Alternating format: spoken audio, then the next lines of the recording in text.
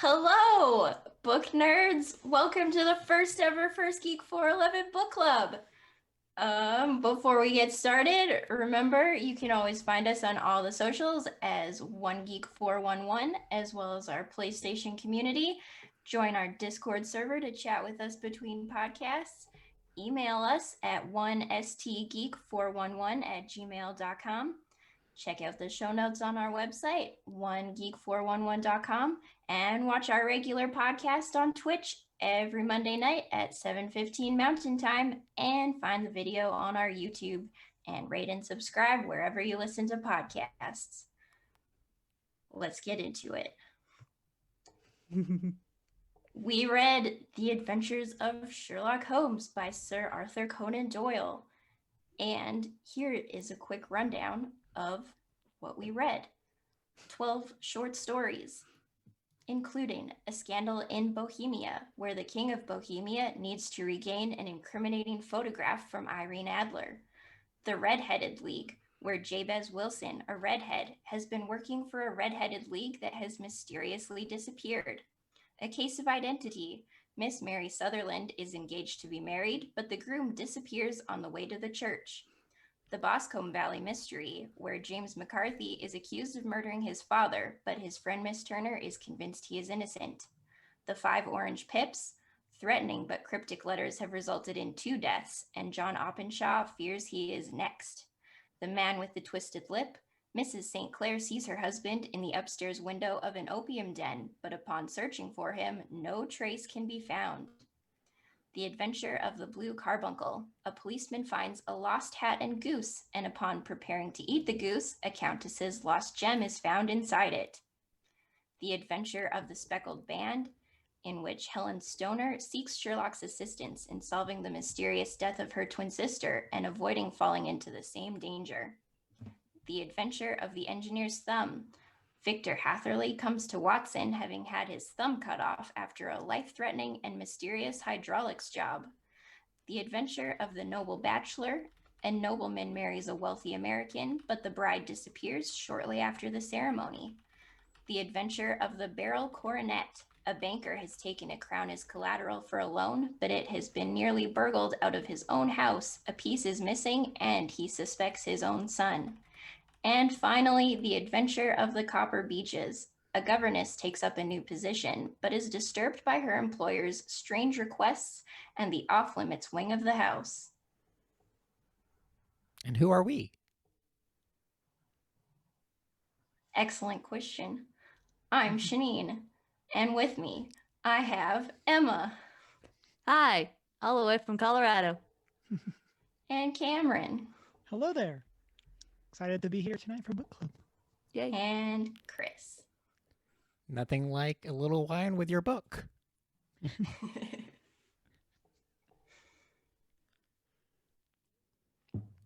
Alrighty, so how did we enjoy Sherlock Holmes? I was First very impressions. much excited. First impressions, Yeah. people I guess people in the 1800s when they were telling a story were a lot more detailed than people are now. Yeah.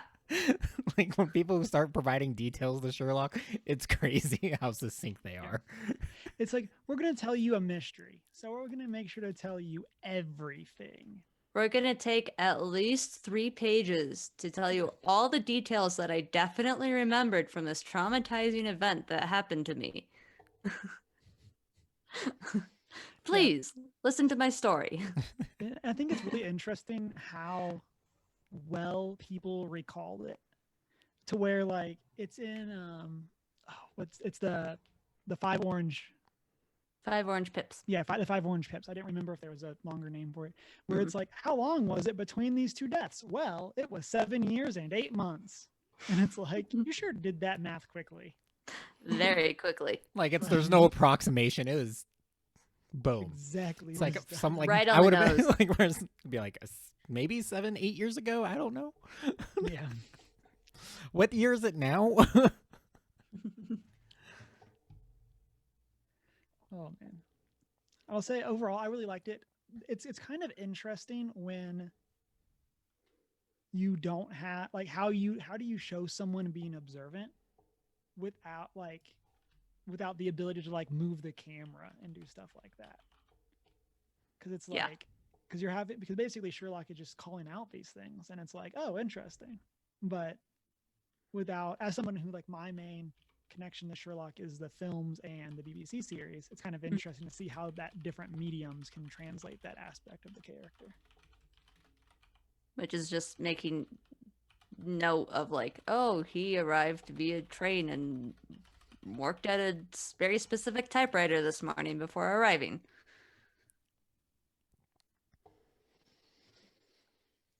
Yeah, I Right. was very excited to jump into it because I've been wanting to read the Sherlock stories for a long time, but I've just kept forgetting.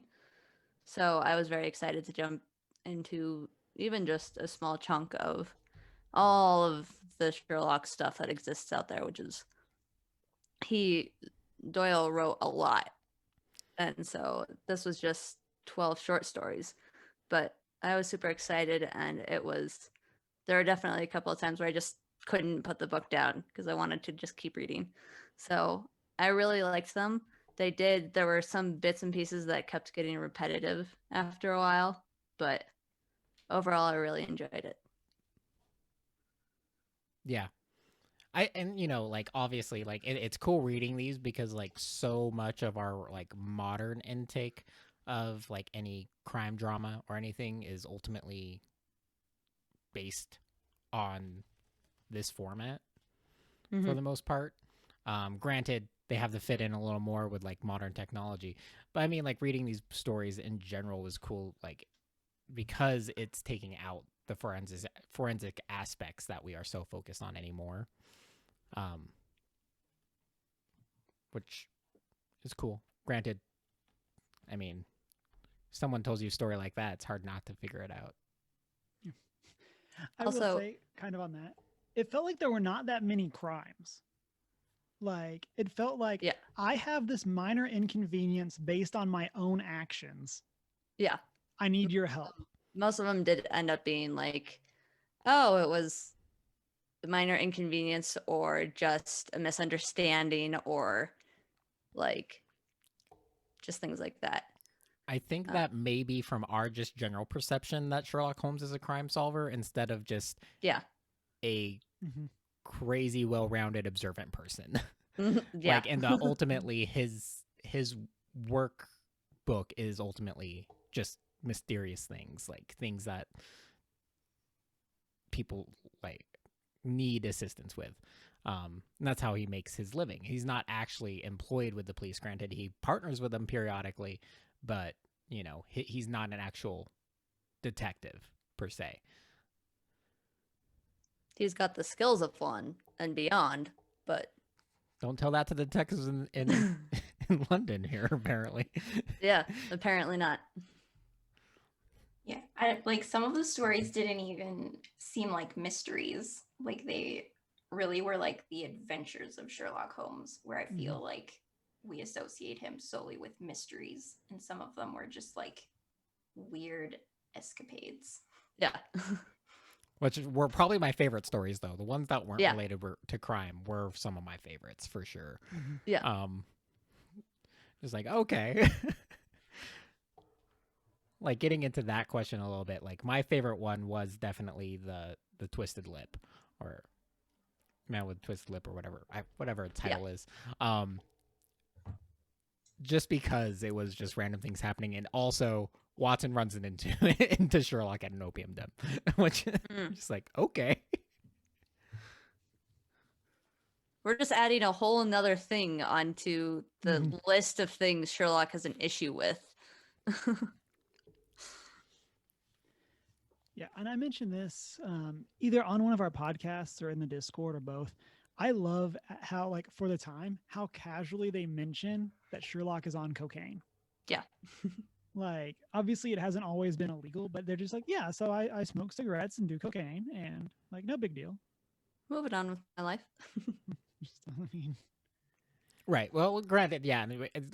I don't think we actually mentioned it in podcast. Maybe we did, but it was like a pre-show when we were talking about it Mm. previously, that you mentioned that. And yeah, ultimately, yeah, time frame wise, they were just commonplace. You know, it was a medicinal thing for the most part. Cocaine was, and I mean, granted, opium obviously was a recreational aspect if you have dens for use, I suppose. I Mhm. don't know. I don't know that much about the 1800s.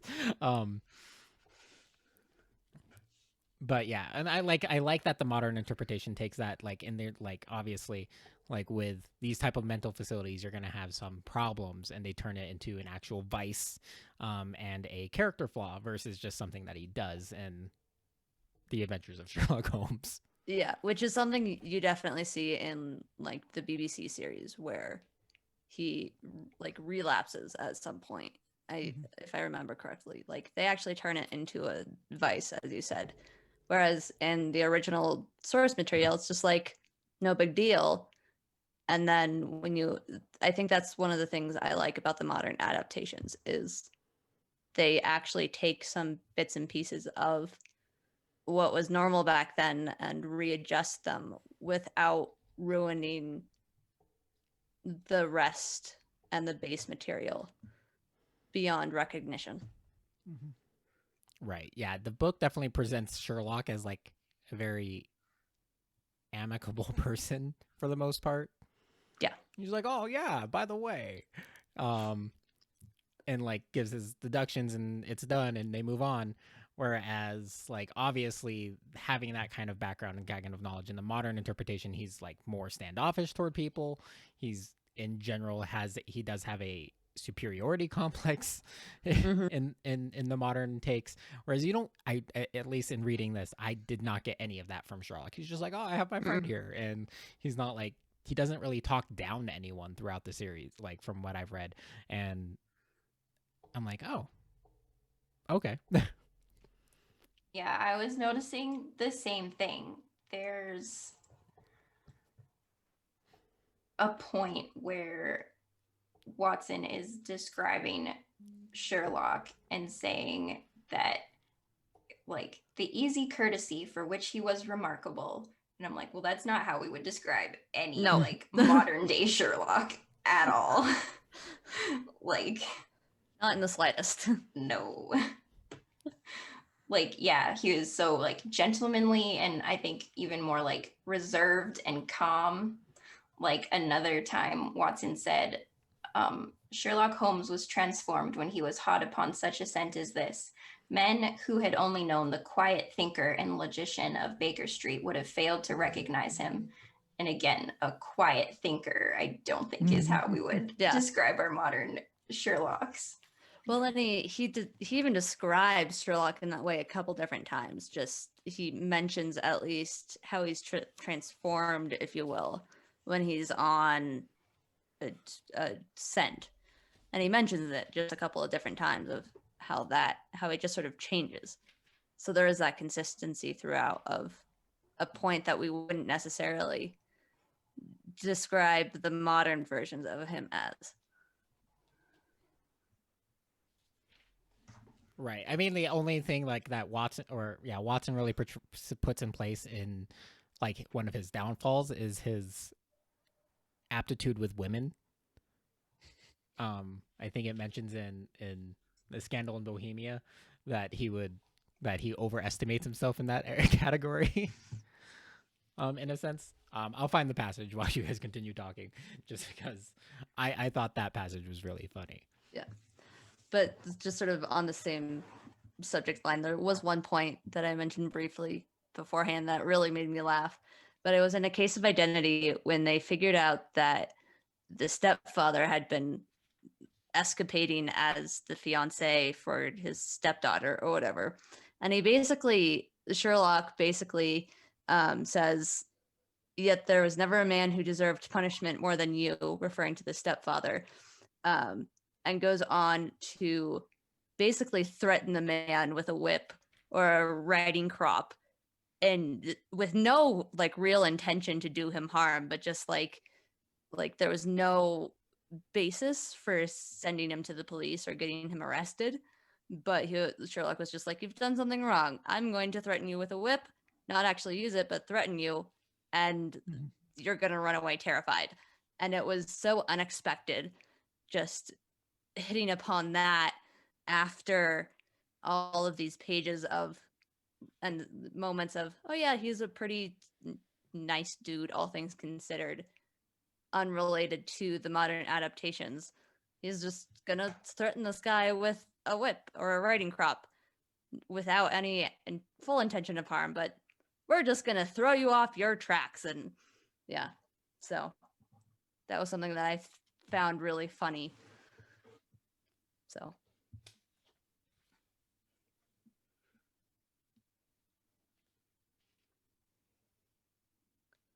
I'm not finding that right away. Chris is just over there. I'm like, I'm gonna be rereading. I don't know exactly where it is. All right. Well, Chris mentioned his favorite adventure. What is the rest of y'all's?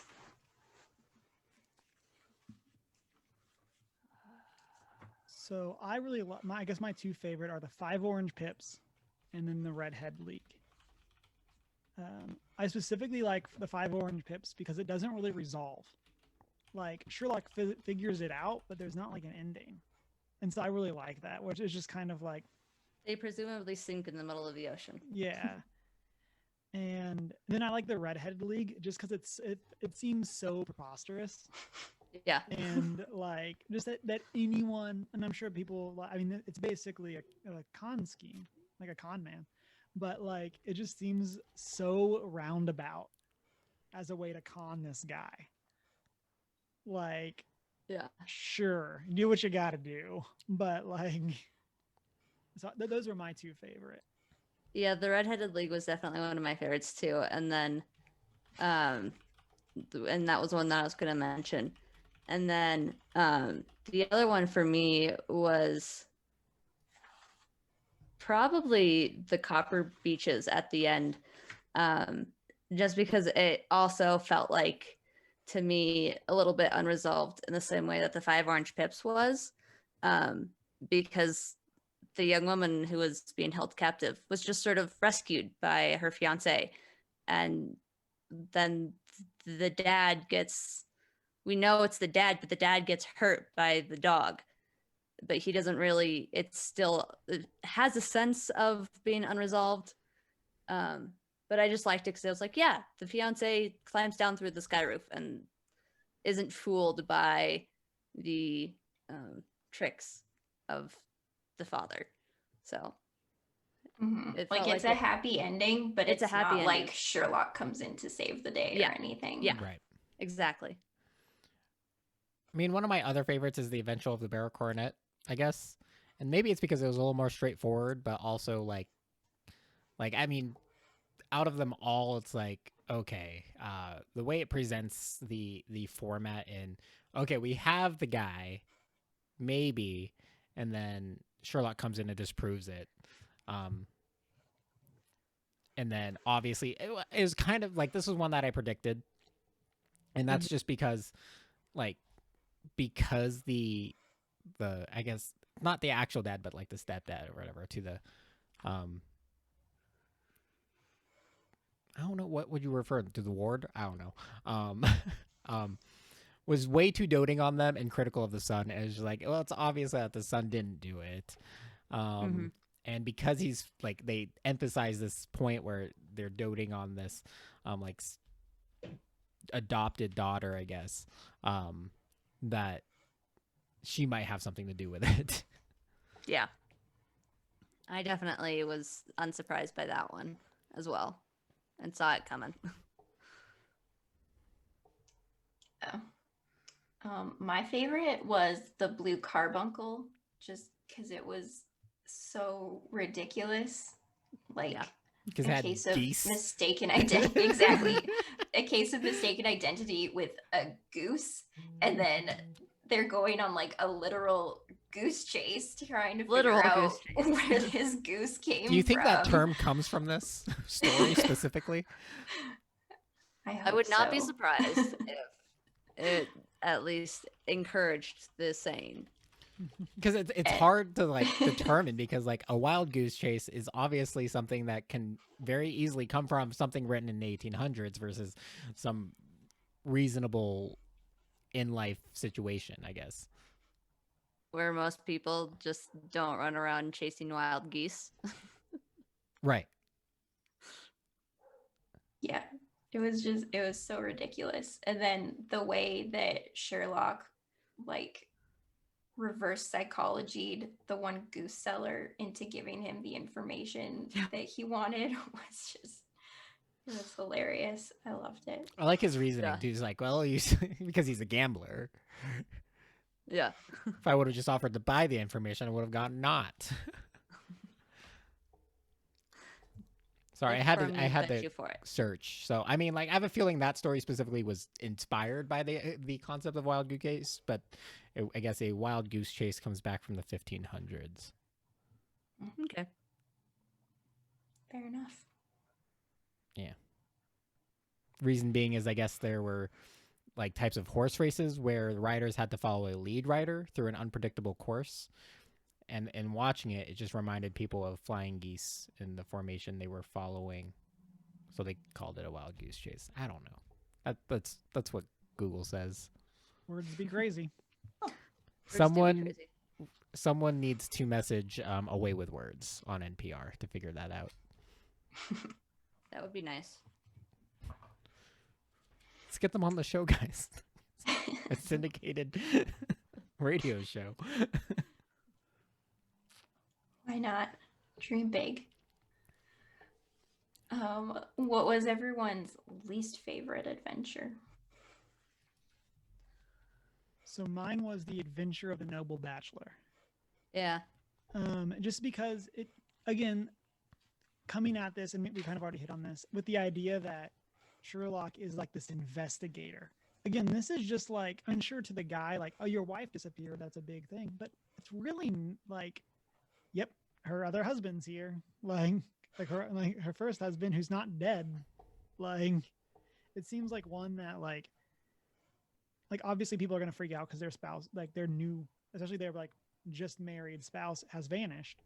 But like, it seems like you could have waited a day and everything would have been resolved, and like Sherlock didn't need to be here for this. Yeah. Well, and it also definitely felt like a bit of a lazy way to go about it. Like, just in terms of writing the story. Like, there's definitely a lot of those sort of plot twists, if you will, in modern day TV shows and things where you just sit there and go, oh, come on. Like, that is unnecessary. And that was definitely, I definitely felt that a bit with that one. But I think my other least favorite was The Adventure of the Speckled Band, where the guy, it turns out to be a snake, which just, we had no inkling of existence at the end, or until very up at the end. And like, it just seemed very, I guess, like, yes, plausible, but also extreme, if you will, and unbelievable. I would agree on The Adventures Speckled Band. Like, it's like, this is just weird. You're literally, Yeah. I mean, like, to remodel your home so you can kill your stepdaughters with a snake. Seems very extreme, and just, It's like, I can't even think of someone doing that in like today's day and age. Like, which to that, also why I didn't like A Case for Identity. Just like, you're gonna court your daughter. yeah. And I'm still confused by the mother's role in that story. Like, did the mom know? Yes. Okay, I was still confused by that after reading it. I was like, For whatever reason, the mom was just okay with him using his daughter's yearly pension for whatever he felt like. I mean, like, I understand, like, okay, money's a motive. Okay, fine. But really, you're gonna court your daughter, Get her to stay so that you can use her money. Like, and it's also Yeah. like this very simple idea of like, oh, as a result, like I can't tell her because can't correct a woman's delusions. It's very sexist to begin with, but also the fact that this woman, like, that the idea is that okay, ultimately this daughter never finds out, stays true to this person who doesn't exist and never moves on with her life. So is it stepdad in this case too again? Yeah. Yeah. So her stepfather so she stays in the house, so the stepfather has access to this retirement essentially. Yeah. What? Yeah.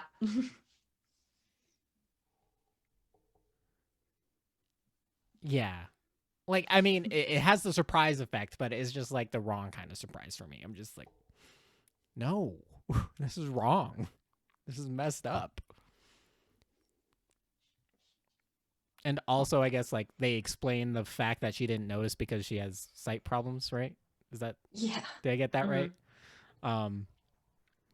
So, I mean, like, also, like, maybe I'm coming this from, like, there are some of these that you can never recreate in, like, modern storytelling, at least to maintain this plot line.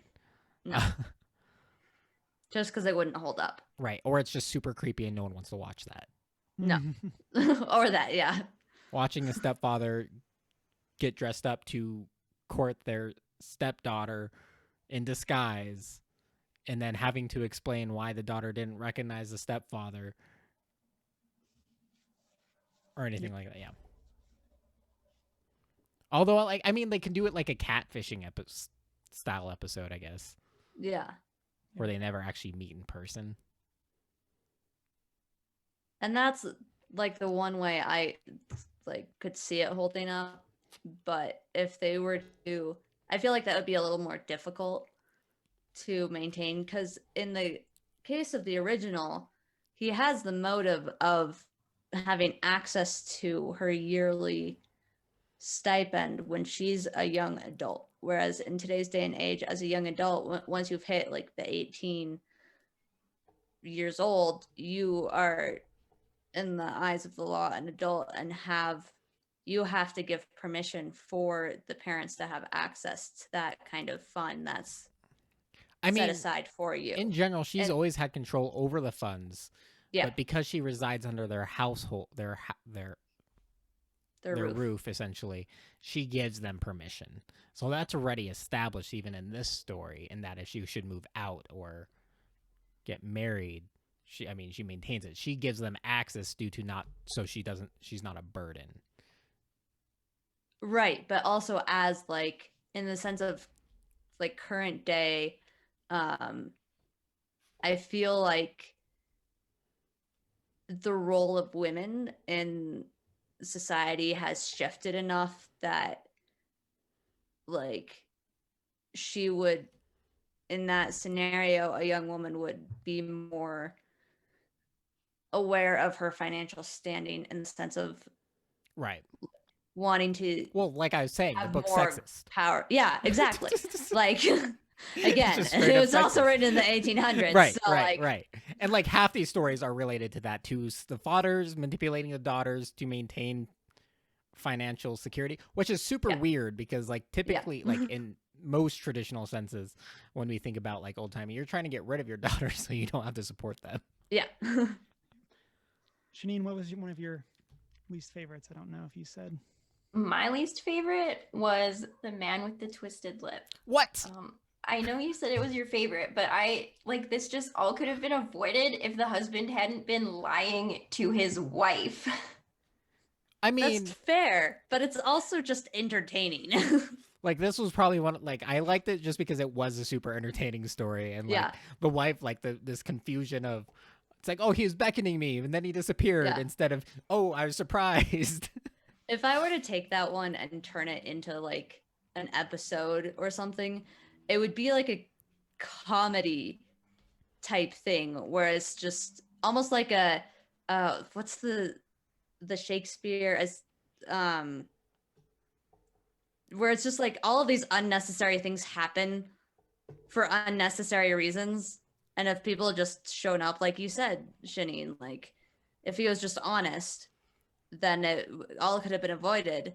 But it's going to be a comedy instead, where everyone's running around trying to figure out what the heck is going on, and like just have it be fun and silly and like unnecessary for the sake of entertainment. Right. Yeah. I mean, it's not the best story for sure, but No. I was just entertained by it, or the idea of it. And I really wasn't expecting it necessarily, like the turnaround, like what it turned out to be, that he was in disguise panhandling because he made more money than doing his actual job. Yeah. I mean, that's it's also a semi-true story for some panhandlers Mm-hmm. and whatnot, but yeah, I was just like, we built this entire life because people just drop change. Also, can we talk about like money in this book in this 1800s? Like, oh, you probably do really well living off £100 a year. Yep, the classic Yeah. inflation. Yeah. The inflation is just ridiculous. Like £100 a year. Oh my! That's not a lot. Like, it's just so hard to like understand money in this period. Like, Yeah, like the one governess who is getting £4 a month. Yeah. That's not that. right. And also, I don't understand a pound or a sovereign. How many sovereigns are in a pound? If only there was a place you could go that housed all this information. I'm looking it up right now. I mean, you have to also assume that like these are still like have a modern day equivalent. I mean, like these are currencies. We probably would know what they converted to. At I the mean, time. yeah, but I mean, like Which- they're not like, I don't think sovereigns are currently used in I don't know. England. I always just assume whenever money gets brought up in old stories, I'm just like, if they think that's a lot of the time, that's good enough for me. So, Mm. okay, here's the thing. £100 in today's cash is just it's $1.28. A pound, which converts to 127 pounds. And if we were to convert that, if we were to use that for today's from 1800 and do the inflation whoozy whatsy, it'd be $2,600 a year, roughly. That's still nothing. What? Right. That's still nothing. That's absolutely nothing by today's terms. Yeah. Like, you could not live on that No. for a year. Right. Yeah. and that- Much less have Absolutely someone try to seduce you to make you stay in their household for $2,600. That makes it even more obscure. Yeah. Yeah, no. Geek at Arms Mike says that's not I could get a month's minimum rent. wage job and get paid more than that in 2 months. Yeah, it's crazy that's. My bonus is bigger than that. And I think that's one of the things, again, like for me, like money stuff is it's always inflation, all that stuff, and it's like it's so interesting to see that it's not just the amount that you earn has inflated so much, but also the amount that you have to spend. Like it doesn't correspond.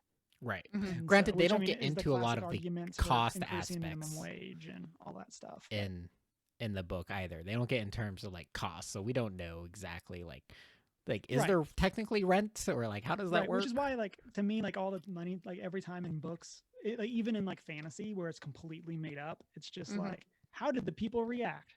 Okay, that's good. Like, we'll go with that. Like, it's always just so different than whatever it is that unless it's like modern, I just assume that it's like, whatever.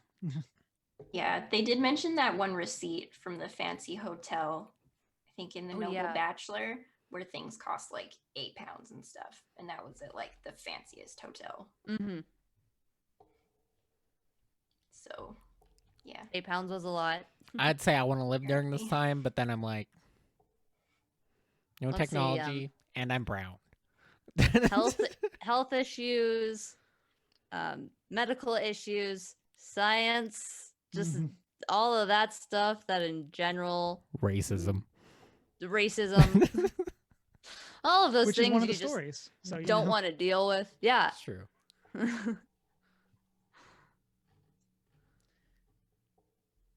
Yeah, no. Even in that one, I was just like, when it was first mentioned, the KKK, I was immediately like, okay, I see exactly where this is going. Solved. I know exactly what's going on. But it was just, I was like, this is such a huge issue right now, even today, 200 years later, with race. But the thing is, So, like, the reason why that story probably like is in here is that in general, people probably weren't as aware of the KKK when this no. story was initially released, especially in UK. And Yeah. I'd be really curious about how that would, even modern, like how this would go over if we were not people from North America reading this. Mm-hmm. Like, I definitely think that that's a part of it too. I say that assuming that it's an issue in Canada as well.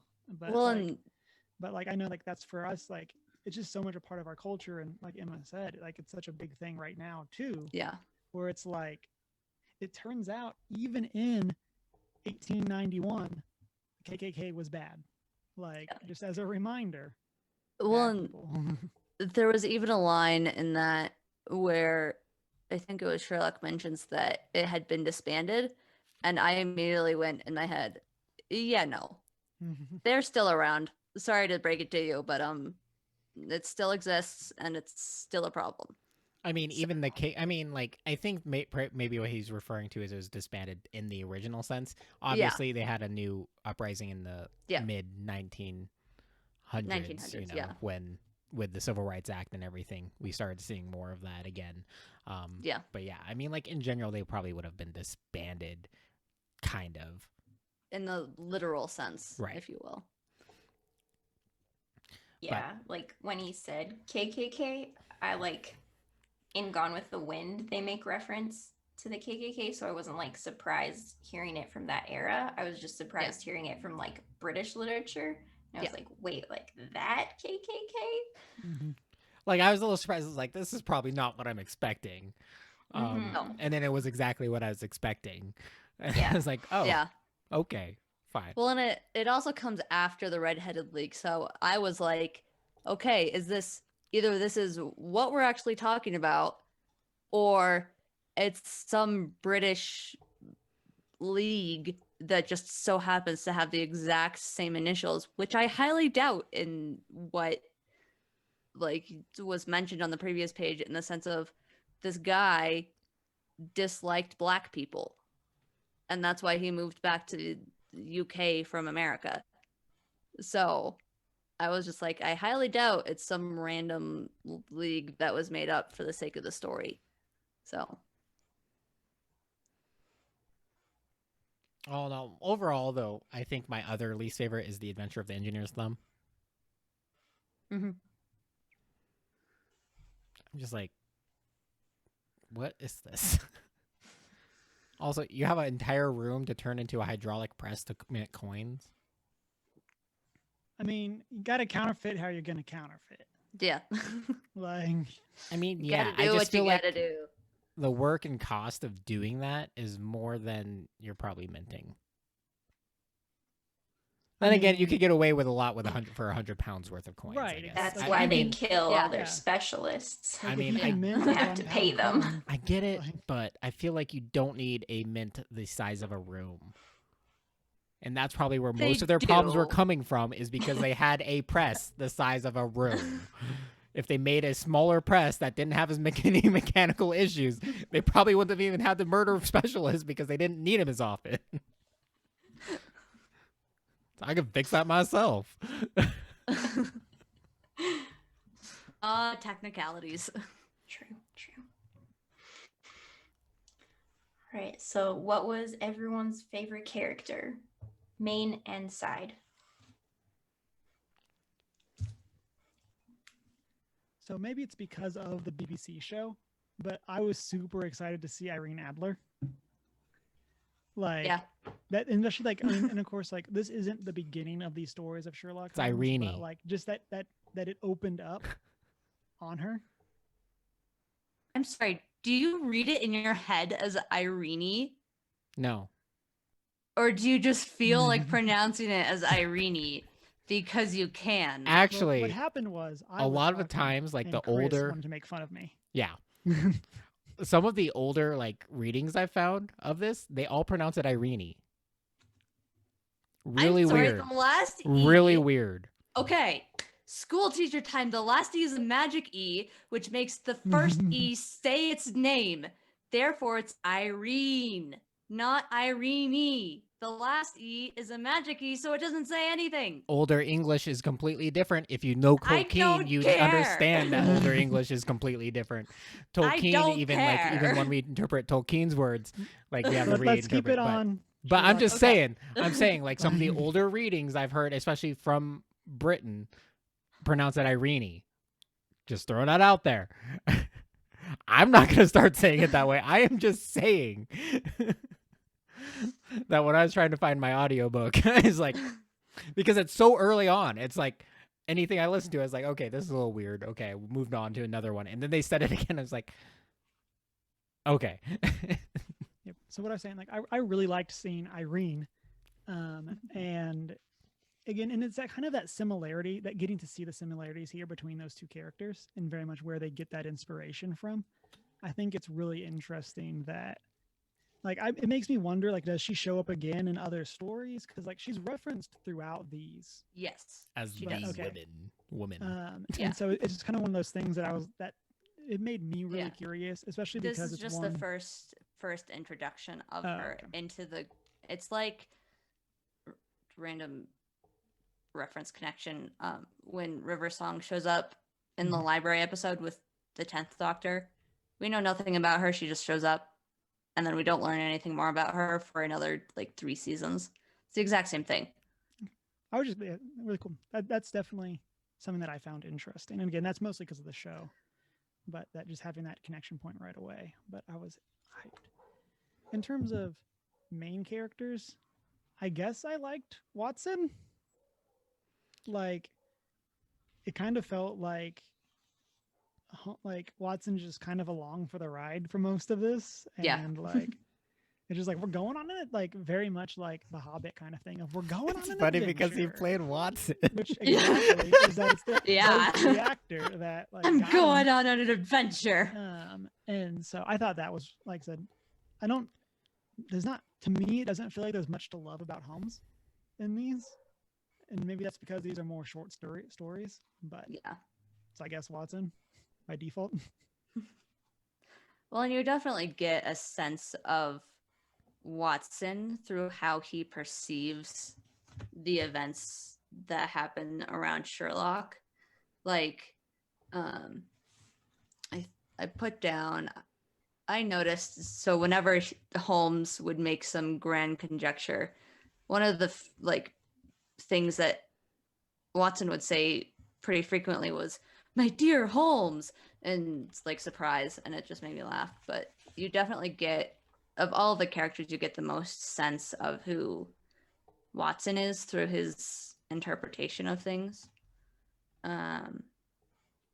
But one of my favorite side characters was, going back to the twisted lip, was the husband. Again, as we were mentioning earlier, just, you could have just told your wife, but you decided not to, and just his whole logic and reasoning. He was ashamed, yes. He's posing but as his a homeless whole- man to make money. I mean, come on. His whole logic, and it's just like this whole thing of like, okay, I get where you're coming from and all this fun stuff, so I guess I'll take it and move with it.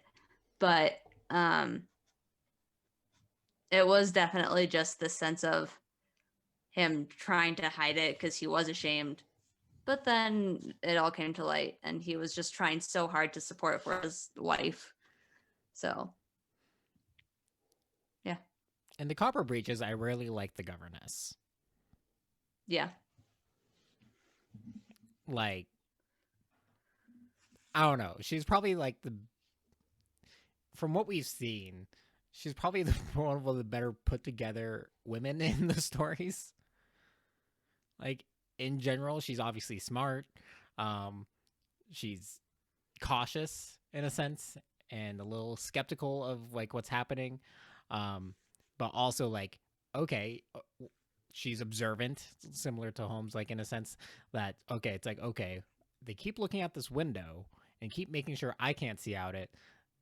I have this broken mirror, I'm gonna see, and like it's probably like one of the better put together characters, and I really liked her because ultimately she's like this undercover agent almost. It's great. Like just for how like everything ended up coming together and how she had to do everything, and she's bold in everything, which in these short stories versions I think is like she's more developed than Irene at this time. We just get this glimpse of Irene and she takes off. I'm like, okay. I also don't know what to think of Irene at this point because she's currently married and leaving town, so I'm not sure how that plays into the overall story arc between her and Holmes down the road, or how that escalates, I guess. Yeah, so probably just because I don't know enough, so I can't say I like Irene yet because she's really just a glimpse so far. That matched wits with Holmes. I mean, not yet necessarily. Kind of. She kind of did. I mean, kind of in the sense that I was warned about you, so I was prepared. Yeah. I mean, to be fair, Holmes basically succeeds the majority of the time because he's read a certain book or because he's in a disguise. So yeah, it does feel like a fair reason to be prepared. That like honestly, just beating him based on being like prepared, just, I mean, that kind of fits the role. Right. Yeah. Right. I mean, it fits it, but I mean, it's at the same time, it's like, obviously she's smart in general from the description from the king or king dude or whatever. Is he king, right? Your man? Yeah, I don't know. Deanna says in chat, book club is just literature class for people that have graduated school. Yes. I mean, yeah, what's your point? No, I'm just, but I'm here for it. Yeah, in general, she's I'm ready. like, you know, she notices she's already on guard because she's aware of Holmes in general. So that ultimately when she accidentally gives away her position, she has a feeling it's probably a part of a ruse to reveal where the thing is, especially since it's a fake fire, and proceeds to write a letter. And like, it's not like this big event necessarily, as big as the event that Sherlock put on to try to discover the location. Mm-hmm. It's just like realizing that she had given away the location and responding. Does that make sense? Yeah. Yeah. So, yeah, I don't know how I feel about Irene yet, No opinions, but governess is. I can continue reading and get back to you on the further information we were provided courtesy of Sir Arthur Conan Doyle on the subject of Irene Adler. I might continue listening to some of the audiobooks as They're fun to listen to because it's they're short stories for the most part. I don't know how long the Scarlet and Red is. Actually, I do. I can tell you. It's not too terribly long. Like, I have it in here. Right. That's what I mean, like, in general. It is, Scarlet and in Red my is- copy, 94 pages. Mine's like 100 and something, maybe. I don't know what's all in this. Yeah. So that Study in Scarlet and The Sign of Four are both longer stories. They're both roughly 90 pages. And then the Hound of Baskerville is like 130 pages, at least in my copy. So that's also a longer story.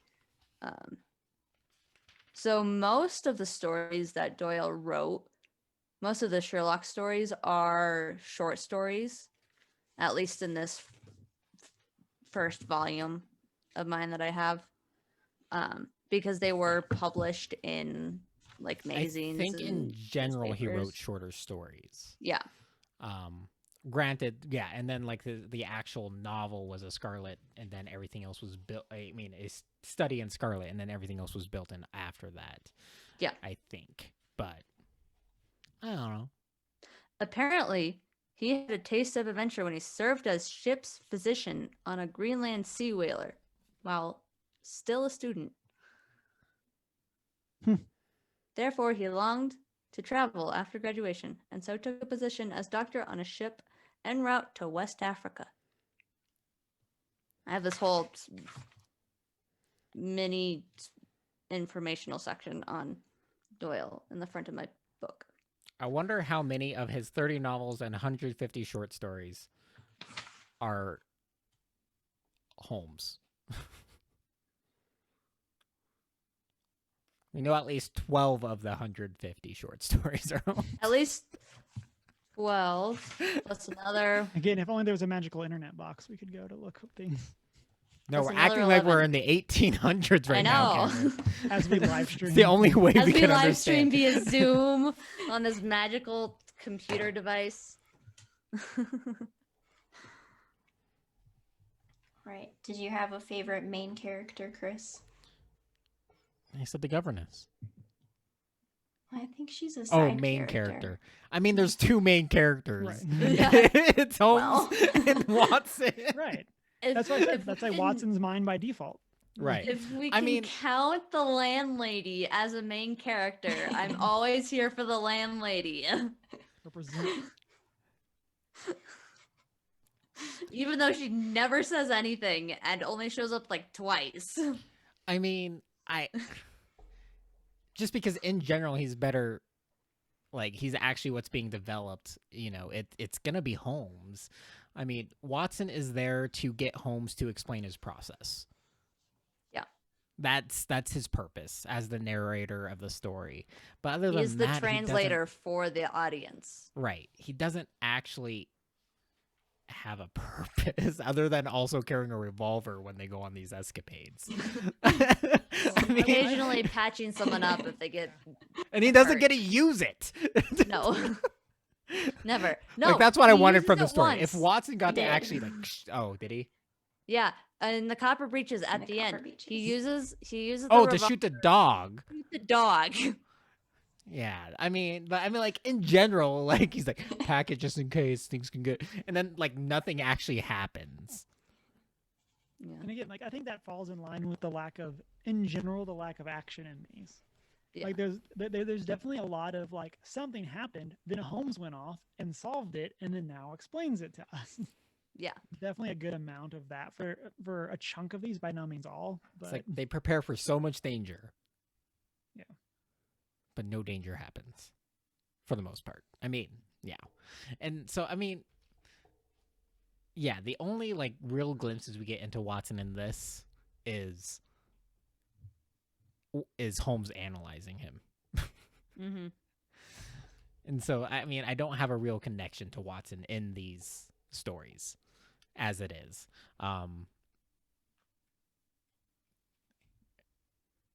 Although, like, he gets high praise from Sherlock. I don't know why. Because he's Half the Sherlock's time. only friend. right. I mean, yes. The only friend Sherlock has ever had. It's like when you're in band and you're the only one that plays the instrument, so you're first. Oh track. yeah. And also, like, Oh, what yeah. gets me, I guess, is like in like at least all of our modern takes on Watson and Holmes is it's Sherlock trying to find his Holmes. So we get that introduction piece where he like takes this random person that happens to be named Watson because that's what we're familiar with, and molds him into and like makes him his accomplice. Yeah. Whereas here they're just already familiar, which I'm okay with. But because we're not picking up at the beginning. Right. I mean, that's true. But like it just cracks me But up. yeah, I have started the study in Scarlet, which is like technically the very beginning of the relationship, and it may be that whole like them getting to know each other takes maybe like a page and a half, maybe two at most, and then they just go on to solve a murder. Like that's it. But it is like Watson trying to figure out who the heck this guy is that he happens to be boarding with but Right. Yeah, Yeah. them boarding together is ultimately their primary function, and then obviously Watson's married now. I Yeah. do like that Watson's wife is very encouraging of him going out with Holmes, though, yeah, in this instance, and that he's almost semi-eager half the time, whereas like the BBC version, he's like, "Ugh, Holmes." Like Again, there's because that in this, conflict nothing between serious those two. happens. They solve minor inconveniences. yeah. Like She knows he won't be gone for long Right. periods of time. He always comes home for dinner. Yeah. Or Not the always. next dinner. Like, it's just Either like, tonight or tomorrow night, one of the two. Guaranteed. But yeah. Yeah. What was the weird story with the weird explanation on the hat? Oh, that was the one with the That's goose. the goose one. That's was the the goose. goose That's one. right. Yeah, that's what started. That's where it starts off, Um, and that's a winner one too, right? Mm-hmm. Yeah. The Christmas goose, I think. Yeah. That's right. Yeah. Well, not actually one of my favorite lines, which is it's relatively well known, comes from that one. And it was it is an old maxim of mine that when you have excluded the impossible, whatever remains, however improbable, must be true. And it's just like it talks about the impossible because that's the whole story. And then Sherlock is just like, yeah. If you exclude the impossible and pretend it doesn't exist, everything else is possible. So, Yeah, I had that quote too. It's a good Yeah. one. But Yeah. which of the two main characters is your favorite, Shanine? I say Sherlock. I think because I've seen like the movies and the BBC show and stuff. So Sherlock in the book was just so different from what I was expecting. mhm. So I did actually enjoy that a lot. He was very different and like he's just knowledgeable and wanting to share that, and I like that. yeah. Although like the weird things, like in general, Sherlock is such an unbelievable character. you're an unbelievable character. Your mom's an unbelievable character. My mom is We're a saint. all- Watch your mouth. I We're know. all I do know it. unbelievable characters. But yeah, And my favorite side character was Miss Hunter, the governess, as well. 'Cause, yeah, she was so cool. weird we're agreeing, Shanine. This is uncommon. Okay, who was everyone's least favorite character? Pedophile dad. Personally, Pullman. I was with Sherlock in hating Lestrade. Yeah. He was just so dumb and so convinced he was right all the time. And he was so frustrating as a character. Yeah, I feel like the modern Sherlock is based more on Lestrade Yeah. than Sherlock from the books.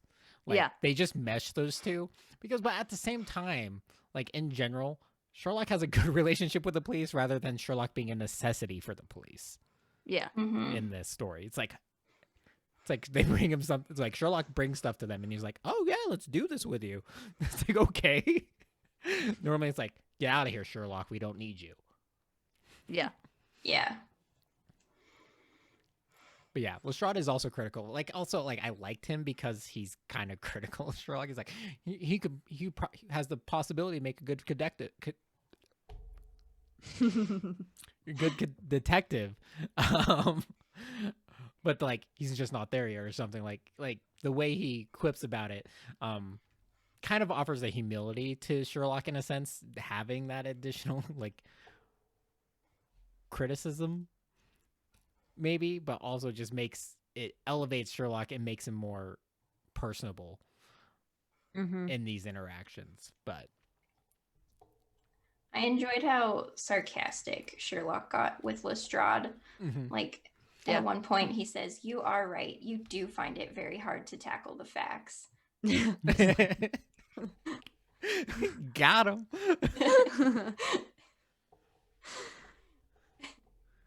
It's just, yeah. Definitely pedophile dad for me though. I just can't get over that. It's just Yeah, that was not okay.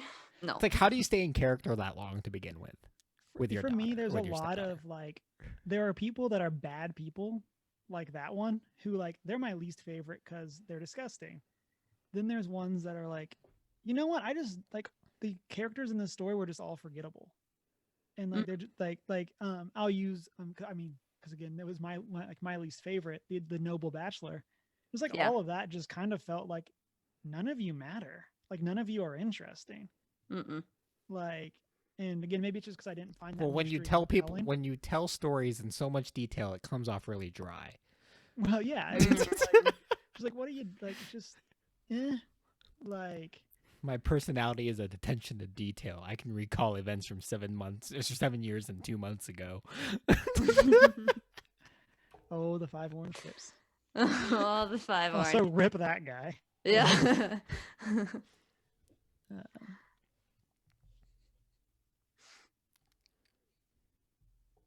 Any other least favorites? No? Okay. Which character would you most like to meet? And I feel like it's got to be the governess because she's got money. Yeah. Like, She's making bank yeah, at like $2,600. I mean, she is single. Year. like, she is both an interesting character and a That is not my audience. Like, I don't cater to the females. Therefore, you guys go at it. Well, Cameron's married, so. Okay. Chris, go All for yours, it. Chris. I'm going for that rich governess. Except for she's gonna come to our time with 100 pounds. You're like, oh, hey, man. if you put that in the bank that long ago, you get that 200 compound years. interest. Actually, it's more like 110 I years. still wouldn't be a millionaire. No. Definitely not. I think I'd most want to meet Watson's wife and be her best friend because she just seems so sweet, and like Watson, he just always spoke like so glowingly of her and how she like cares for others and is like the person that people come to when they're in trouble, and I'm like, oh, she seems like the best. And then you get to hear all the Sherlock stories because Watson's gonna tell her. Yeah. Yeah. Except for you're gonna hear it like right after over tea Without having to actually deal with any of it. or read. Or read. Or Or read, you know. I like that one. Yeah. I don't know who I'd actually like to meet, but yeah, I mean, yeah, Sherlock would probably. I mean, this Sherlock would probably be just fine with me, but I'd be like, tell me about the tobacco you wrote about. Yeah. The 180 different, you know, ashes that come yeah. from tobacco or whatever. Or the tattoo thing of like, I've taken some time to learn about how tattoos are different in different parts of the world. It's like, But specifically in Japan. right. China. Or China. The Okay, specific specifically in scales China. in that one tattoo style. Like, and it was done in blah, blah, blah. And it's like, okay, dude. Interesting. But okay. Weird I'd flex. like to meet the landlady Like because she puts up with a lot. like Sherlock now is just like back then. Like it seems so unreasonable for someone to be like this diverse in interests and being able to study so many different things. Sherlock now makes more reasonable because we have Wikipedia. It's like literally Sherlock is just a Wikipedia. Like in modern times, is just someone who goes down Wikipedia holes all the time. And sorry, I should say the person that reads the reference material in Wikipedia. Yeah. More accurately, the person that reads something from Wikipedia gets interested and opens up the reference links at the bottom. That's Holmes now. But yeah, we should also say Geek at Arms Mike wants a fanfic of who Watson's wife is solving mysteries with when Watson is off with Sherlock. It's like, who's her Sherlock? Yeah. I love it. Like, what is she doing? She's like, that's the real reason why she's perfectly okay. It's like, now I have time to do my own stuff. Yeah. Watson's wife is the criminal mastermind. that's like orchestrating all of these, and that, like the final She's the real short story Moriarty. is how she's Yeah. been taking advantage. She's the real of Moriarty. Watson and Holmes for years. I'd feel really bad for Watson if that was the case. Yeah. Well, speaking of Watson, we've talked about him a little bit already, but what did you think of the narrator? I think it was fun that he had a little blurb. Like it felt like he had a little blurb at the start of each story about his thoughts or opinions or whatever on Sherlock or whatever the following story is like I was sworn to secrecy by the lady in this event about 3 years ago or whatever, but now I feel it's safe to say, like, he sets up in a very nice way that gives a personal touch to him, because most of the story, like all of the stories, are focused on Sherlock. So he, at the beginning of each of these stories, really sort of, you know, gave his input, or, you know, like did his own talking before sort of jumping into the stories. And that was really nice to get more of a sense of Watson as his involvement in these events. Because like we were saying earlier, he does sort of just tag along for the ride, if you will, and bring his revolver along. And so it really felt like he just sort of made a few comments at the start and then sat in the back seat and wiggled his fingers and just sort of was a dog on a leash. So Yeah. I like how he runs into Sherlock half the time. Sometimes it's like, oh, I just popped in on him and then there's someone there. Other times it's like, I was getting a patient from an opium den. And there he was. And then someone touched me and it was Sherlock in disguise. And it's like, okay. I just like how he just like is out and about, like mostly, especially at least in these short stories. He's just like, oh, I haven't seen him in a while. And then I ran into him and we did this for a few days. It's like, okay. Yeah, I'll say kind of similar to that. One of the things I liked about Watson's narration is, like, from a storytelling perspective, he does a really good job at making their world feel bigger than we're getting in the stories. And of course, that part of that is because we're picking up partway through their relationship, but he does like a really good job at referencing like previous stuff that they've done, or the general, like, Holmes has only been bested 3 times as far as I can remember, like that kind of stuff. And I really enjoy that from a storytelling perspective, that it's that, like, and even in like modern television too, the idea that we're not getting everything and that there's stuff in the middle that we're missing. I really like it when that feels lived in. And so I liked that about Watson's narration. it's like that whole thing between, like, this just what you just said reminded me of the whole thing between Hawkeye and Black Widow. Mm-hmm. Where I was just like, they allude to this thing that happens with them that they just mention it once and then move on past. And it's like, oh, something happened in Bombay or whatever, or wherever. And what happened? We don't know. We're just gonna mention it and then move on. Yeah, the read. But yeah. I mean, you do have to read, but like it was kind of fun in like this without having like read the others, of like, oh, this thing happened, you know, back in Study in Scarlet, that is connected to this somehow. We're not going to fully go into detail about it because it's literally another thing, but because there's the whole book about it. Because there's a whole book about it, literally. There's a whole novel. But it's just enough to like make whatever the situation is make sense. I'd agree with that for sure. Like I mean, especially like putting it into context, I'm assuming that all of that makes sense if you read more. And we haven't. Well, yet. I don't know if I will.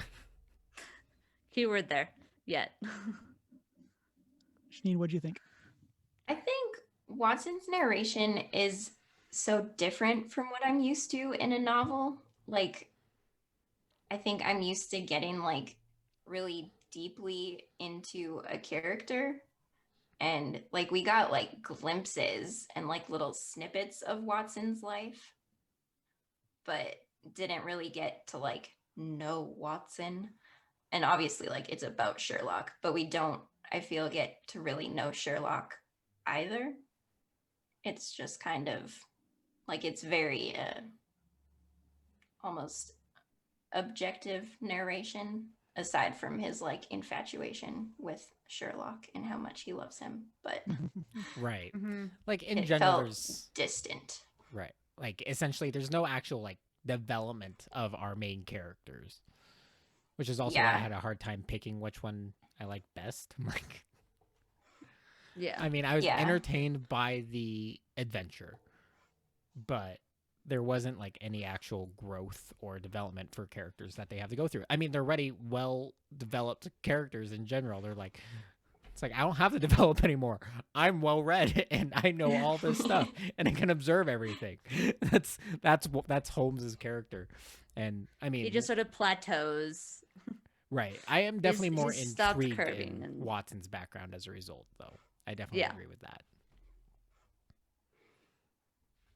All right. If you could hear these stories from another point of view, whose would you choose? I mean, we've already mentioned Mrs. Watson's retellings would Yeah. probably fantastic. Yeah. I'm on team Mrs. Watson or team landlady. Yeah. I'm definitely team Yes. landlady. Like I'm more like I feel like the stories will be better hashed out from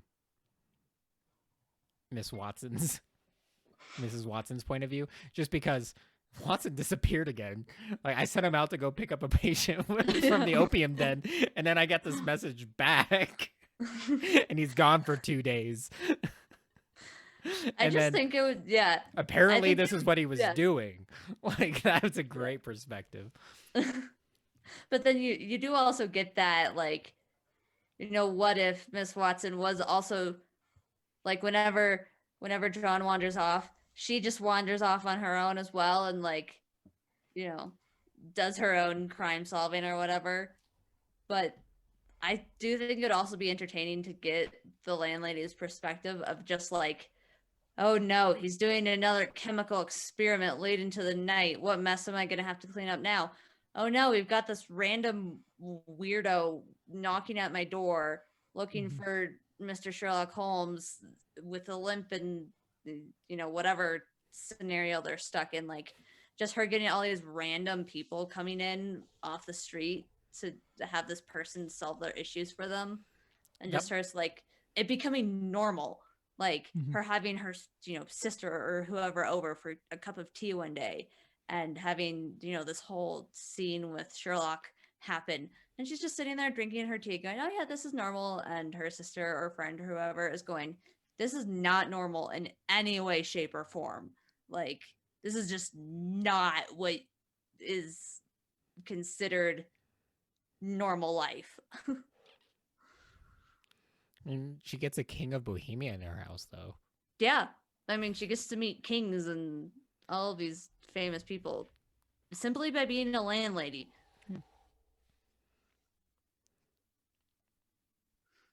I think it'd be interesting to get them from Sherlock's perspective, just to have more insight into his mind and like see if he did get stumped along the way at all and just didn't tell anybody. There are times like where that's almost in the book too. Yeah. It's just like I could have told you that. Like those moments, just like, oh really? Like he's that person. Like sometimes in the book where it's like when he presents his finding, it's like, well, yeah, we figured that out now. It's like we know. You don't have to tell us now. And it's just it's one of those people from like high school that used to always like, oh, I knew that. Yeah. Who's just somewhat annoying. But yeah, again, like Cameron said at the start of the episode, it's hard to get Sherlock's point of view in text. Yeah. Unless he's explaining it. It's hard It to just seems like it would be a bunch of facts. Yeah. Like And so A lot instead of of it bullet being points. the people Just recounting that- all the yeah, that's ways how- that that's they how did it would not be really written. understand, That's how it's that's how Sherlock. I would read a lot of bullet points. Yeah. And I noticed his shoes, and they had blah blah blah, which means he does this. And then It's I just stopped code. listening while he was Yeah. talking, and then noticed this thing. And It's either bullet Well- points or one of those like detective trees with all of the like yarn going from one thing to another that like can only be interpreted by the person who put it up to begin with. Or it's gonna just be his papers that he wrote about tattoos and tobacco. The 180 different types of tobacco ash.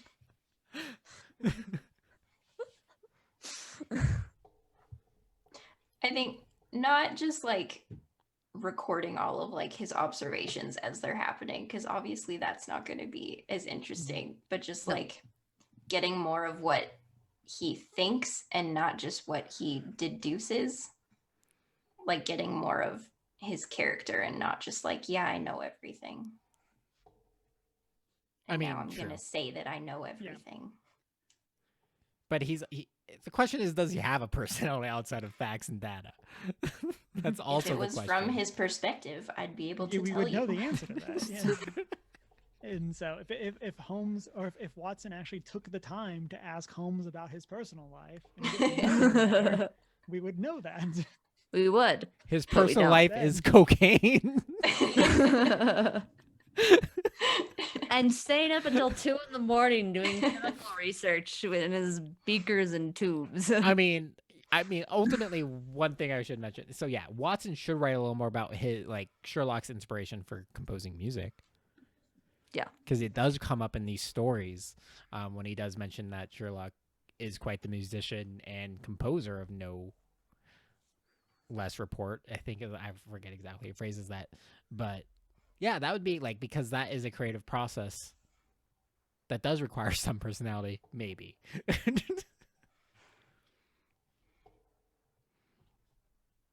Yeah.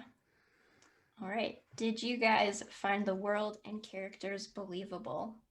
We've touched on this a little bit already, but No.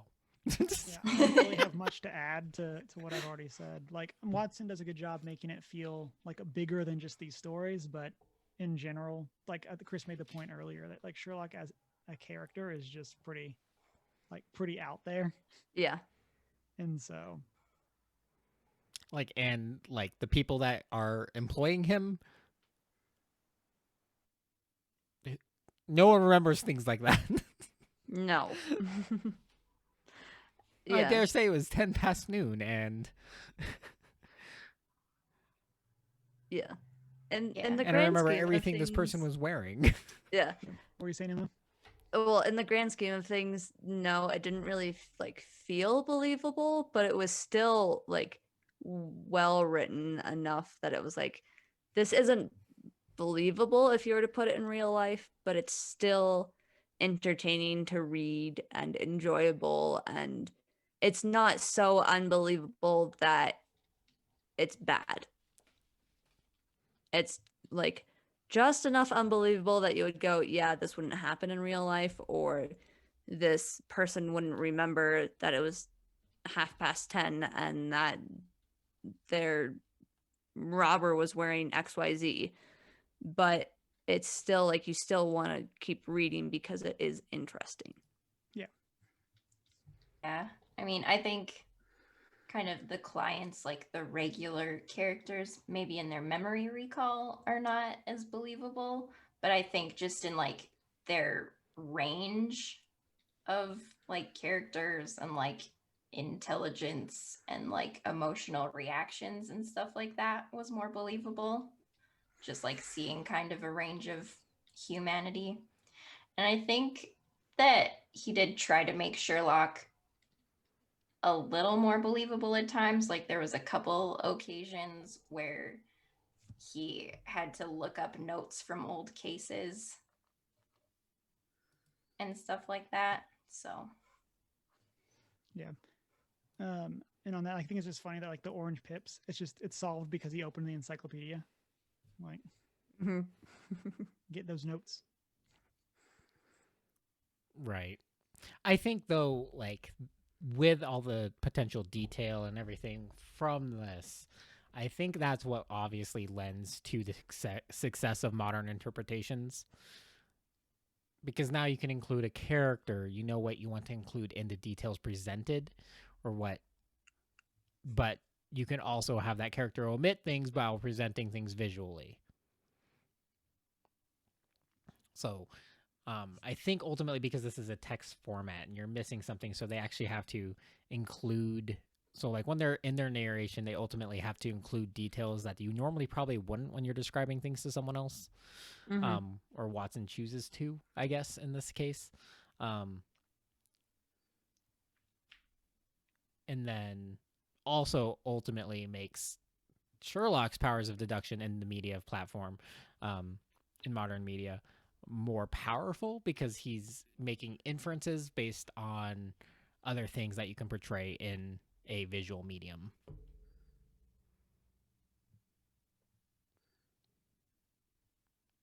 But yeah.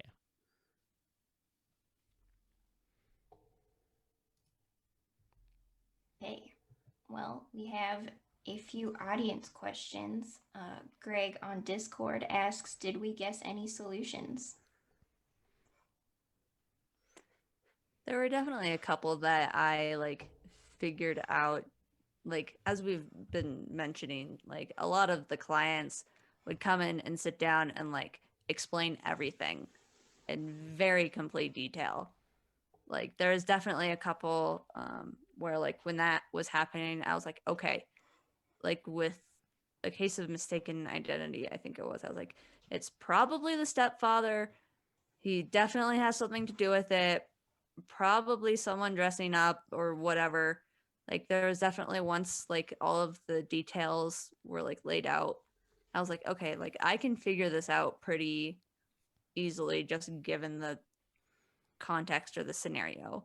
Or like even if I didn't guess everything, like I guessed close enough that it was just like, yeah, okay, maybe there are a few things here and there that I didn't guess or think of or whatever, but Didn't deduce. or deduce, if you will. If you will. But I was basically there. So Yeah, I don't think I ever got all of the details, but like the general idea I usually figured out. Probably would have got all the details if someone was sitting in front of us giving them to us. yeah, Yeah. yeah. So I know. Yeah. And kind of the same way as what y'all said. Like, I'm gonna keep harping on the noble bachelor because I think it's super boring. But Yeah. like, it's pretty clear that she ran off with someone. Now, like, granted, like we don't know it's her husband that she didn't know was alive and stuff like that. But like, and same with the case of identity, like Emma was mentioning, it's like, okay, they're sending typewritten letters, so it's somebody whose handwriting they would like she would recognize, and the only other two people in her life that we know about are her mom and stepdad. So like Had to be one of those two. yeah, like just from a storytelling perspective, there wasn't much of a mystery there, just because it is a short story. You can't introduce a bunch of stuff like Yeah. All right. Pedro from Instagram, my former youth leader, said Holmes's use of cocaine, and Gabe Posey from Twitter also wanted us to talk about the underlying cause of his addictions. So we've talked a bit about the cocaine already, but any deep insights into Sherlock's use? I mean, not from the book. And that's probably because it was probably just more commonplace. In general, it was a usable substance. But I mean, like in the modern portrayals, it makes sense to use some sort of substance when you have a mind that observes everything around you nonstop, essentially. And is analyzing it to an extreme extent. To an extreme extent, and the capacity that ultimately whatever you read, you kind of remember, just because ultimately Holmes does essentially have an eidetic memory. And that pressure of having that knowledge for one and its use, but also how that can possibly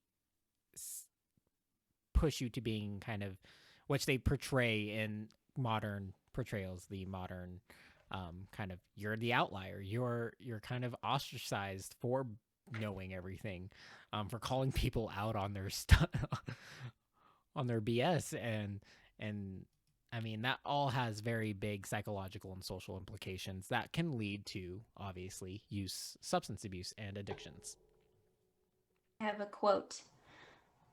After Sherlock solves the Red-Headed League, he says, "It saved me from ennui. Alas, I already feel it closing in upon me. My life is spent in one long effort to escape from the commonplaces of existence. These little problems help me to do so." Yeah. To me, one of the things that I connected it with was if you're into like superhero stuff, one of the common traits of speedsters is that they get bored because like the rest of the world moves so slowly around them. Mhm. And like you see it a lot with Quicksilver in specific because he's a villain versus like Flash.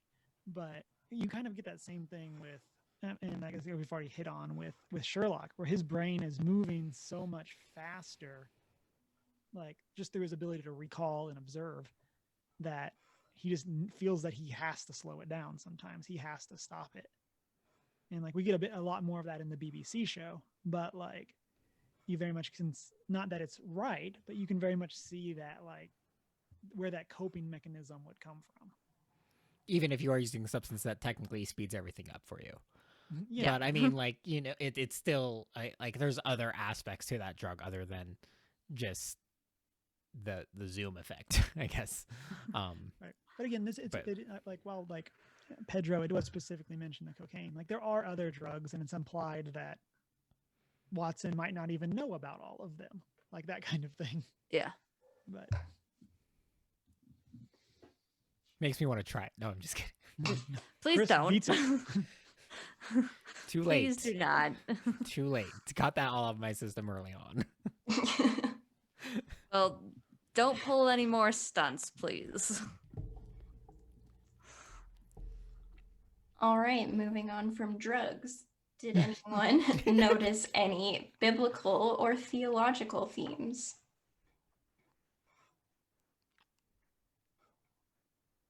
I'll share what I have. I think towards the end of the Boscombe Valley mystery, Sherlock says, "There but for the grace of God goes Sherlock Holmes." And that just reminded me of like Romans 3:23-24, which says, "For all have sinned and fall short of the glory of God, and all are justified freely by his grace through the redemption that came by Christ Jesus." And just like Sherlock can see, there's a very thin line between him and these criminals, and maybe not criminals, but bad people that he's coming into contact with. And there's just the grace of God standing between him and a worse life. Yeah, it's not necessarily a theme, but a verse that kind of was reminded of during this was Matthew 7:15. Says, "Watch out for false prophets. They come to you in wolf's clothing, but inwardly are ferocious wolves." And I think that when the majority of like Holmes's case are solved by him literally dressing up so people don't recognize him, Mhm. like again, like I don't think that's like a deep spiritual theme, but it was definitely one of those things that like it made me think of this idea. Well, and you even see that in some ways with, again, the man with the crooked lip, and in the sense that his intentions were good and his goals were good in terms of supporting his wife, but his ways of going about it were not always the best. I mean, he just sat down with makeup on, and people did what they would. He also lied to his wife. He withheld So- information. Oh, what? So they're different things now? Technically, yes.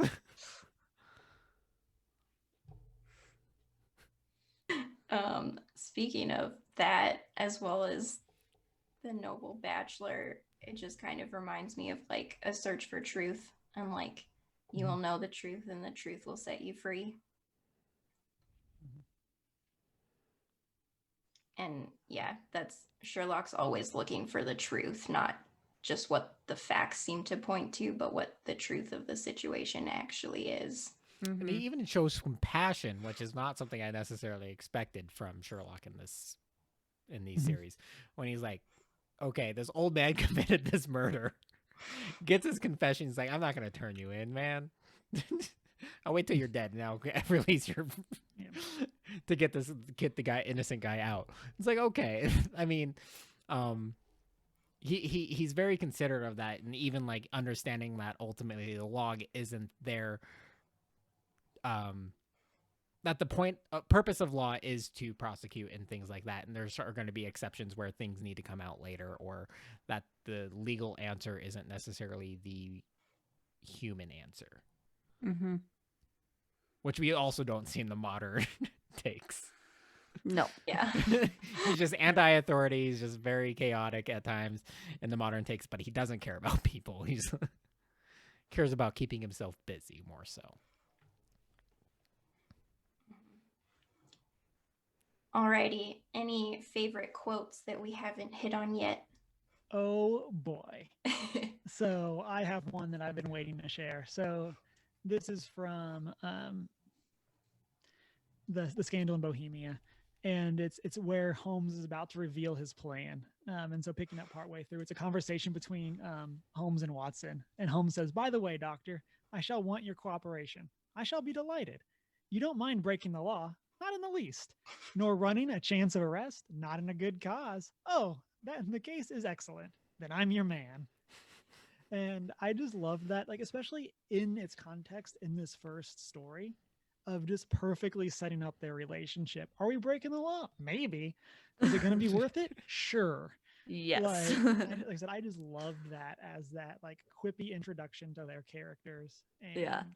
like, again, it's one of those things that stood out to me because it's like, okay, we got to do what you got to do. One of my favorites was from the Copper Beaches, where she's gone off to,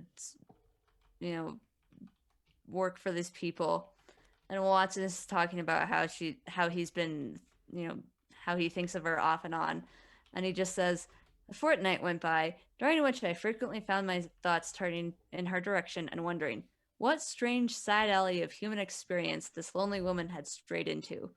And I just liked it because it was this random, well, not random, but it was a weird way of framing his thoughts turning towards her. Just what strange side alley of human experience. Like, that phrase itself was something that was like, I've never heard someone describe someone else doing something random as a side alley of human experience. And so I just liked the way that it was worded, because it really sort of painted a different picture for the fact that it was a weird and odd thing she was doing to wander off for this job, paying £100 a year, that requested her to cut off her hair and do these random requests that really had no point to them, seemingly. So that was one that I liked. My ultimate favorite comes from like early on, like right away actually, when Holmes shows up in A Scandal in Bohemia, and they're talking about stairs and everything, but it's just it gives you such insight to what is going on into Holmes's mind, essentially, when he's listening to people, when he's interacting with people in general. It's the you see but you do not observe. And he goes on to explain and provide the example. It's like, oh, well, how many times have you seen the steps? How many are there? It's like, and like in general for us, like that's the same thing. Like, how often do we go throughout our business? It's like, yeah, we see so much, but how much are we observing? Are we noticing? What details are we picking up on in our just general day-to-day life? That ultimately Holmes is like, everything he sees, he is taking something from or inferring something about, or his mind is just crazy. Which is another good biblical theme. It is. You have eyes but do not see, and ears that do not hear. Mm-hmm. Yeah, I really liked that quote too. And he says similar things throughout as well. And it always it makes me think that he believes everyone could deduce like he does. They're just like that one small step away. It's not that you're not seeing these things, you just aren't seeing the importance in them. Yeah. Right. And I even like that's maybe why he also takes a kindness to Watson, is because when he does ask him a question, Watson does take the time then to try to deduce things, and he's like right on the cusp, and I think Sherlock enjoys that. So that's Watson is proof that you can deduce like Holmes. Mm-hmm. In a sense, and I think that's what so in Watson, Holmes sees his own humanity.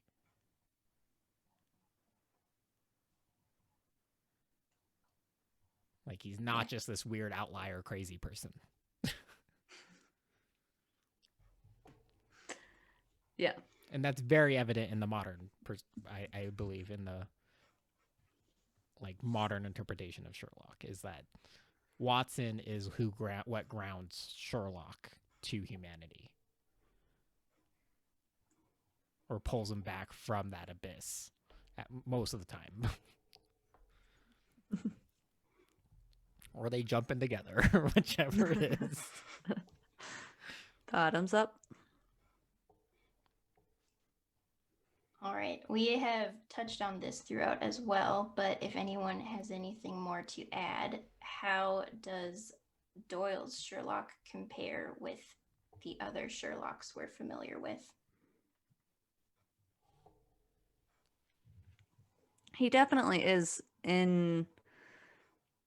he's definitely more human in a sense in like this original source material, if you will. Like Doyle definitely makes him very human, even in his extreme observing, and with all of his skills that he has, he's still very human and kind, and is just willing to help people. Whereas in the modern versions, he's much more abrasive and disconnected from human connection in a sense. Just to kind of echo exactly what Emma just said, I found this Sherlock a lot more boring because he's a much more normal person. Yeah. He's too normal and too good. Right. Yeah. Even though he is still like a larger than life character and is still like very unreal, just like he just feels much more normal. Mm-hmm. Basically for the reasons Emma said. Whereas, as a result, the modern interpretation makes him more human, I think. Because with all those skills and abilities, it makes sense that he would have some pariah syndrome, essentially, where he isolates himself or distances himself from standard social, especially because, like, you're observing evil constantly and you're picking up on evil that other people aren't seeing. And putting yourself into those places, but also you begin to have that God complex where you think yourself above everyone else, which also forces you to isolate. And it's understandable that the modern Sherlock is the way he is. Like you can relate to that. If you had that kind of mind or those abilities, it's very likely you do the same thing. Like it's reasonable. Whereas this guy is just like, how are you that nice and relatable, but also this smart? Yeah, I think also his relationship with Watson felt so different. Like in the movies and shows, he almost like tolerates Watson or is just like dragging around his dog with him everywhere. Whereas in the book, it felt more like a real friendship. And Sherlock said multiple times, like, oh, will you please come with me? Like, are you coming? I'm so glad you're here. Right. Whereas like it's like almost like a forced thing in like the BBC series at times. It's like like Watson is trying to avoid those situations where he has to go work with Holmes. Like yes, he wants to in a sense, but at the same time, he's like, no, I have other things. And Sherlock, it's like an expectation from Sherlock. Then again, there are times also in the book where that's the case. It's like he already knows the answer because he knows Sherlock has that eagerness. But at the same time, the way he phrases it is posed as like, it's like, I guess as a formal invite. I already know the answer. It's like I know what to expect right now. Yeah, but more because of its being a friendship and not just like Right. I get to boss you around. Right. It's like it's more like I already know he wants to in on this. Yeah. This is the formal invitation to let him know it's okay and that you should probably notify his wife. Yeah. This is what we're doing and this is how long I need you. Let your wife know. You will not be coming home for dinner. All right, one fun question to end it off. If you were to write a fanfic for Sherlock Holmes, what would it be about? Mrs. Watson. I do like Mike's idea. I love that idea, and I would run with it. Either that or the landlady. Yeah. And I feel like it's kind of weird to answer this when there's so many Sherlock Holmes stories, and I am not sure what all is there. That's But true. I feel like I could say something that just is a story, but I'll say kind of on the Mrs. Watson. I would love to see Sherlock and Mrs. Watson have to rescue Watson. Yeah. Like, and again, that could be a story. I don't know, but like that's definitely one where like Watson gets in over his head on something, and they have to go bail him out. Yeah. I like it. I don't know. I'm not creative enough to think of like these types of fanfics or anything. But we are essentially watching a fanfic here soon. Oh, tell us about it, Chris. So obviously, as a follow-up for our first book club being Sherlock Holmes, we are watching the new Netflix Enola Holmes next Saturday. Time to be determined on our upcoming episode of First Geek 411. But yeah, that's essentially also- a spinoff, right? It is. Yeah, all a and spin-off. also hop into the Discord. We'll be chatting about it there, and making sure that that's how we'll actually organize when we're going to start watching and all that stuff, and making sure we're all on the same page. So, so definitely come and be a part of that. So you can be, and then we'll tweet about it and do all that stuff too. But Yes. And exciting new announcement, our book for October is The Legend of Sleepy Hollow by Washington Irving. I feel like to the surprise of no one who voted in the poll over the last No. like 2 days, as Yeah, like not at it all. just crushed. It won. It won hard. I'm Yeah. happy it doesn't show you the results until you vote, though. Yeah. Yeah. Because you don't know. You don't know it's not 50-50, so you want to vote for what you want. But yeah. You're welcome, everyone. Yay. Thanks, Chris. Excited to reread this book. It's been a while. I have not actually read this one, so Mm-mm. I voted for it as well. I'm excited. I feel like this is one I feel like I've read, but I also would be like not surprised at all if I'll read it and it's like, oh, I've read this one chapter, like that kind of Yeah. thing, and I know nothing about the rest of it. Like, I feel like you do that a lot, Cameron. you know, you're not wrong. And I mean, like, there's so many, like, just interpretations of this story in general in modern culture, which is super cool, too. Some good, some not so, some great, some not so much. And tune into our next book club to find out what we think about all that. All right. Anything else to add? Seems good to me. All right. Thanks for joining us for our first ever book club. We had so much fun geeking out about Sherlock Holmes. We are First Geek 411. You can find us on all the socials and our PlayStation community. Come chat with us on Discord. Email us at 1stgeek411@gmail.com. Watch us live on Twitch on Monday nights at 7:15 Mountain Standard Time. Find us on YouTube and all the podcast places, and our website, firstgeek411.com. Don't forget to check out our sister podcast, Faith, Trust, and Pixie Dust. I'm Shanine, the Hoot and Howl on Twitter, and Hoot and Howl Tales, Tales on Instagram. I am not prepared with an I on pretty much all medias. I'm not used to not going first. This is weird. I'm Humar Whittle. And I'm not so foreign. You're doing great. The game is afoot. Wash your hands.